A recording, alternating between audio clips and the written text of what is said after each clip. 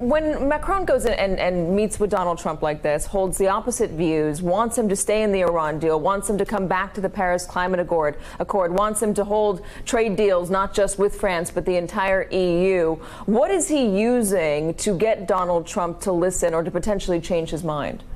Well, it seems to be, first of all, that personal relationship that we've now seen over the last 24 hours. In fact, they seem to truly get along very well, the French president and the U.S. president. We saw that at Mount Vernon yesterday. We saw that today also at the White House. But it really is a contrast between how they get along as presidents and the views they actually have, which, as you say, are completely different from one to the other. And it looks like the French president didn't get all too much out of his meetings at the White House. There are many ways of looking at this right now. We just got briefed by a French official from the French presidency who says that they believe they got a concession from the U.S. president. That concession being that he, Donald Trump, will now look at the nuclear deal in a bigger framework. In other words, he will be looking at the nuclear deal and other possible additions on the side as well. But remember this from the press conference at the White House just a short while ago. The U.S. president says he's going to make a decision on the 12th of May. He looked at the French president, Emmanuel Macron, right next to him and told him, "You know very well what kind of a decision I will take." And he didn't exactly get a smile back from his French counterpart. In other words, it still looks like that departure by the United States from the Iran nuclear deal is very, very likely indeed. So what you're seeing is the French president putting a positive spin on this, saying that they got what they wanted out of this. But I was in the Oval Office earlier today.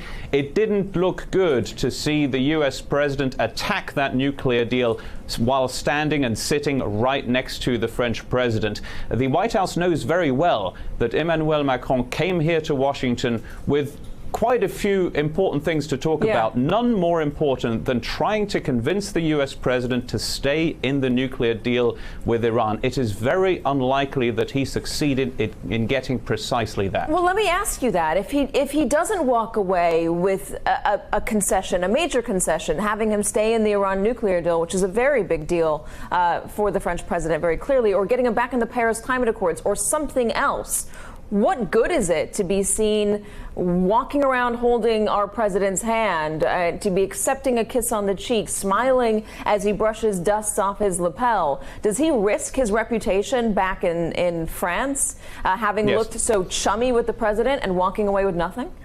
He certainly risks something there, because remember that U.S. President Donald Trump is very, very unpopular in France and indeed in large parts of the rest of Europe. So why would the French president indeed come to the White House and be so chummy with his American counterpart? Well, one would presume to come out of here with an end product. It's unlikely, again, that there will be an end product to give to the French people, if you will, and indeed to Emmanuel Macron's European counterparts as well in the United Kingdom and Germany. They have discussed this before. They actually had a strategy meeting between Macron and Merkel before the French president arrived here to talk about how to tackle these important issues, including the nuclear deal. It looks like Emmanuel Macron is not going to go home with all too much to show. You mentioned the Paris climate deal. That's almost forgotten already. It's an afterthought. There was no really big attempt here from Emmanuel Macron to get Donald Trump to sign up for the Paris climate deal again. That story has pretty much been and gone. What the French president also wanted